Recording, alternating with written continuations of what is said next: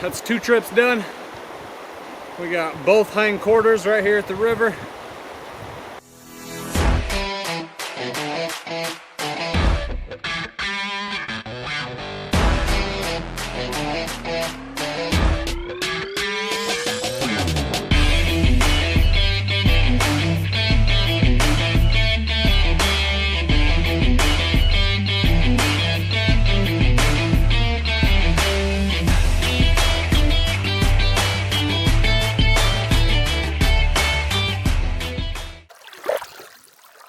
You've been following along with the series. You've witnessed 2 incredible animals harvested. Stick with us through this final chapter as my dad and I try and bookend the trip with one more monster bull.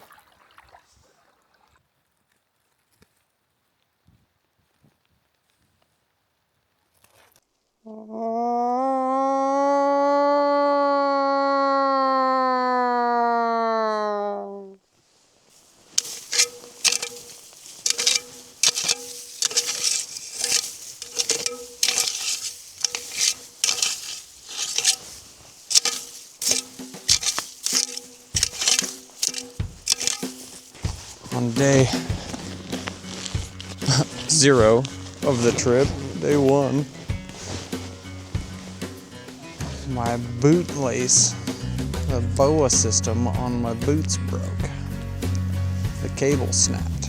I've been having to tie it with 550 cord.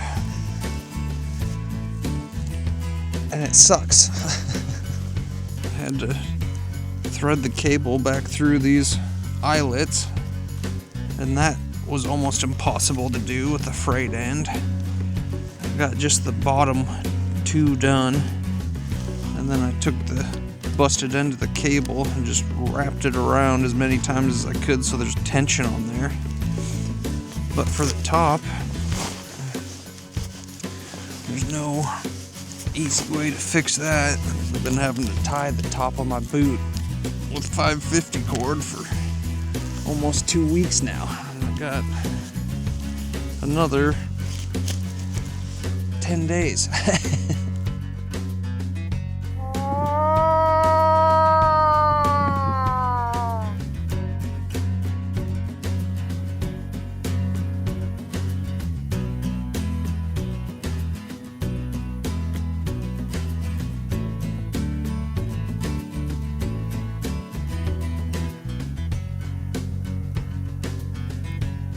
Oh! Oh!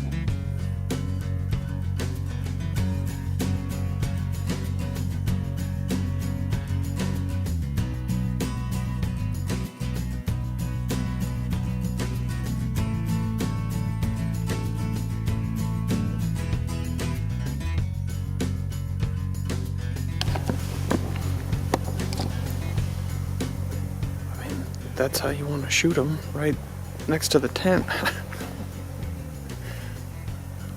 Too bad he wasn't a bigger bull. Yeah, too bad he wasn't a 70-incher, man.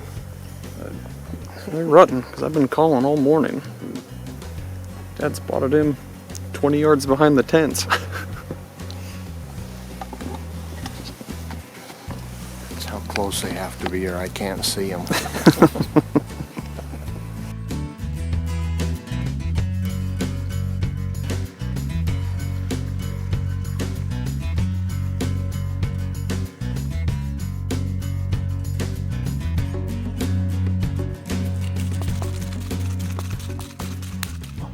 Hiked up on the other side of the valley today and almost immediately spotted a nice bull across the canyon from us.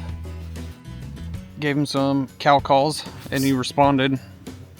He's slowly been coming down. He's maybe gone 100 yards, but about 2,200 yards away. We got hours and hours. We got time. So I think we're just gonna sit here and watch him. If we drop into the bottom, you can't see hardly anything. So I don't think chasing after him is the right play. So if he's responding to the cow call and slowly comes this way, I'm just gonna stay up on this bench, and then hopefully he keeps coming across. I can just shoot down on him once he gets close to the river. So, keep cow calling, keep watching him. We're just dealing with bugs and starting to rain a little bit, so one of those moosey days is what we're coming to learn. I feel like the worse the weather that gets, the more the moose move around, so just big old ducks is what they are. We spent all morning and afternoon calling and glassing the valley, keeping tabs on this bull. As usual, we quickly found more bears. These three, luckily, slowly made their way down and away from where our target bull was hanging out. In my last video, I went over the MOA measurement method, and this is a great opportunity to use it again. This bull has gone from being over 2,200 yards away to closer to 2,000. Looking at our cheat sheet, this bull needs to measure 2.39 MOA to make that 50-inch wide mark. It's nearly impossible to know what 2.39 MOA looks like inside your optic, so we need to generalize.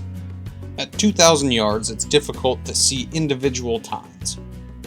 So I'm just measuring the outside edge of one paddle to the outside edge of the other paddle. And while doing this, I'm still getting a measurement closer to 3 MOA, or even a little bit over 3 MOA. So I already know that this bull is at or over 60 inches. At this point, I'm sure many of you are screaming, just run over there and shoot him. It's only a mile. I'm not afraid of hard work, as you have and will see, but not every mile is equal. An Alaskan mile is worse than a mountain mile. None of it's flat, there's always water, and anything green is 6 to 12 feet tall. Moose hunting is similar to goat hunting in this respect. It's not just about finding them, but finding them in a recoverable location. If you've packed out a moose, you know what I'm talking about. The difference between a deer and an elk is equivalent to that of an elk to a moose. And with just me and my dad to haul meat, we have to be smart about this. We continue to try and entice him over in our direction. And it's working. Albeit slowly, this bull keeps moving right towards us.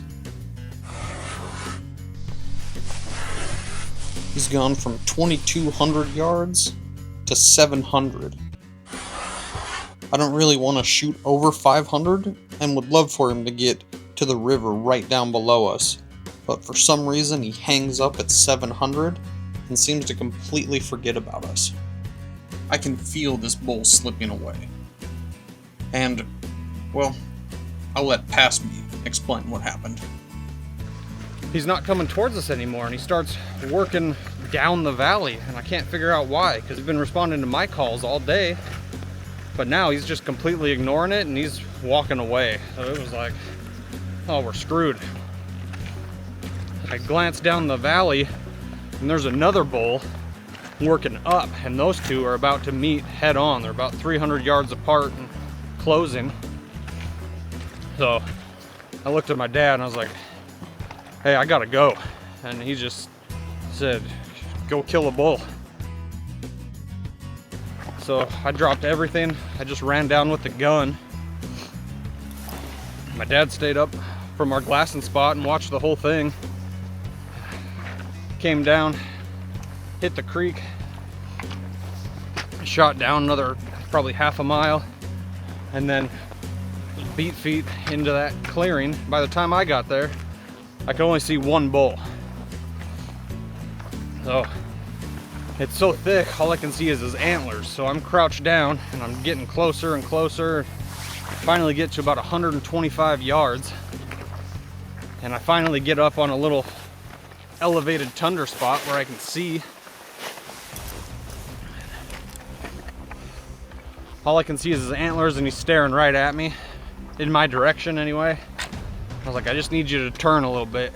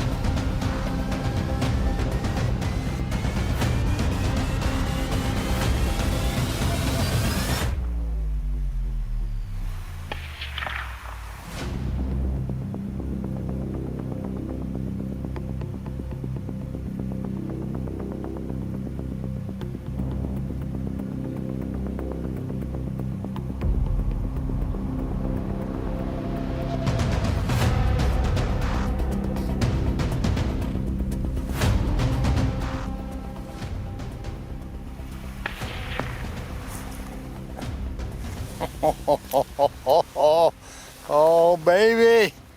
Yeah. That's what I'm talking about. Oh, yeah. Oh, my gosh. Yes. Oh, my goodness. That is a bull of a lifetime, man. That is something else. Oh, if I got that on video, that will be a miracle.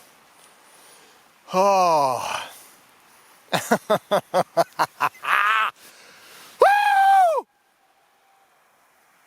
Woo! Woo!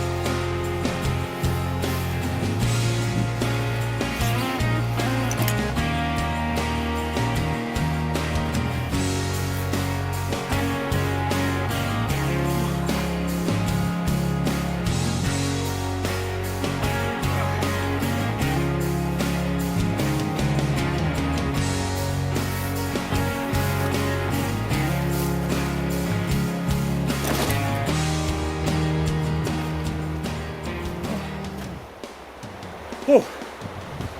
That's 2 trips done. We got both hind quarters right here at the river, 1 front shoulder, and my dad's coming with just a loose meat bag right now. So we're doing good. 5:45. Hopefully we can get everything right here by dark. And then tomorrow it should just be 2 pack raft trips, dragging it upstream back to the lake. So we're doing good. It's been a ton of work cutting up that bowl, just the 2 of us, and now packing everything out. We're hoping 2 more trips, but it might be 3 because that head weighs just as much or more as one of these hind quarters, so we'll see. But we're getting there.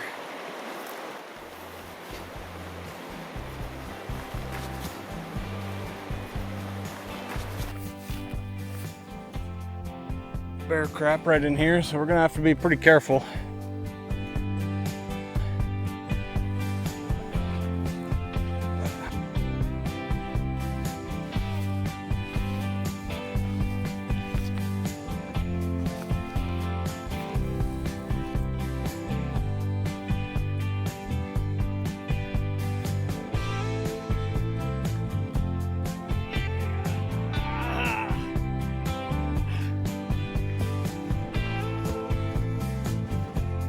Get out of here, bears. Come on, get.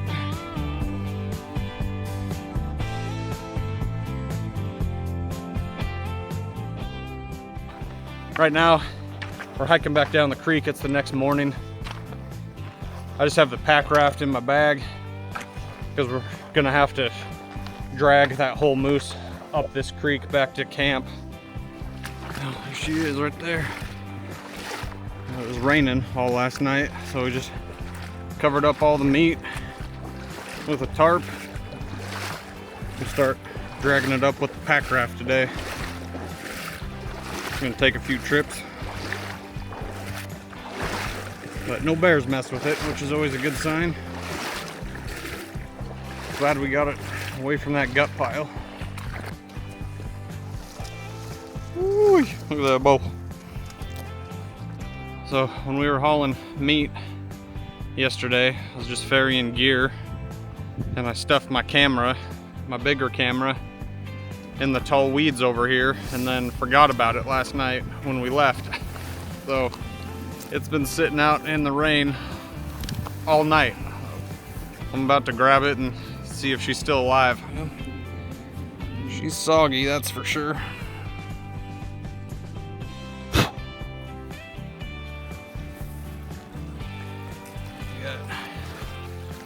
First load, 2 hindquarters and a loose bag of meat. We will see how that rides up the river. All right, he's got a load. Good luck. It's like the old time mountain man. Got his keel boat, and he's pulling up the river, going upstream. I was riding on my pony, hunting bison on the plains, when the moccasin telegraph reported something strange. All right, that's one down. The 2 fronts and another loose bag of meat. And we just got 1 bag of meat in the head on the 3rd trip. So, making good time. You sure are. You do all the work and I'll wait here for you. You're running the camera. The hardest part. I'll guard those antlers. You good? I'm good, brother. Off he goes. 2nd load.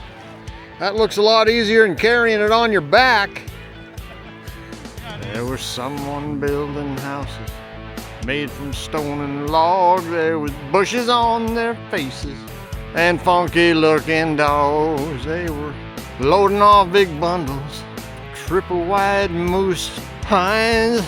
They were trading items out of sight, creations from the blue. Making it look easy, man. Sure beats walking. All right, you're back. How was that load?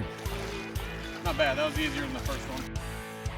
Last load, 1 bag of meat in the head. Oh, that's a beautiful sight. Back to camp.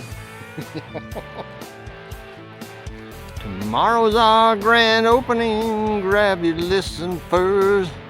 Wheeling, dealing, drinking, feasting till you engines purr. Well, we didn't go shopping. We didn't go shopping. We didn't start shopping. Didn't start shopping. We didn't start shopping till the Hudson's Bay Company. We wanted flint locks, wool socks, coffee beans, denim jeans, iron awls, musket balls, powdered horns, and pretty shawls, blankets, axes, bolts of flannel, silver bells and cattle cans, sugar, flour, dark molasses, colored beads and looking glasses, pale ale, gin and brandy, fine wine and hard rock candy. Ride-through service was awful handy. Now we can't stop shopping. We can't stop shopping. We can't stop shopping at the Hudson's Bay Company. Oh yeah. And you know what Christopher Columbus said? It pays to discover. Oh yeah.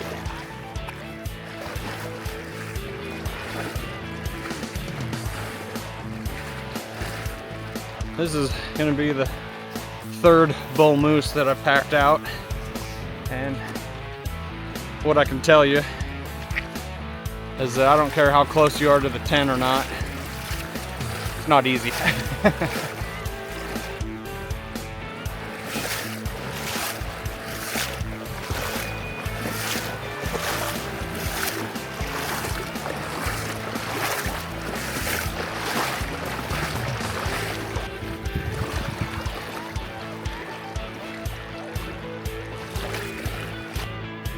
Well, that's gonna wrap up this trip. Been out here 18 days, 17 days. So it's been, one of the most epic hunting adventures I've been on in a long time. 2 monster moose, big boar, some of the best char fishing that you've ever experienced, and great laughs and company along the way. So it's been amazing. So I got the moose just loaded up. It took off. We're packing up camp right now, but that's gonna do it for us. We're just enjoying a little sunshine right now, which is ironic that it's coming out now that we're leaving, but bad weather made the bulls rut early and we took advantage of it. So it's been one of the most amazing trips ever. Thanks for watching. If you made it to the end, appreciate it.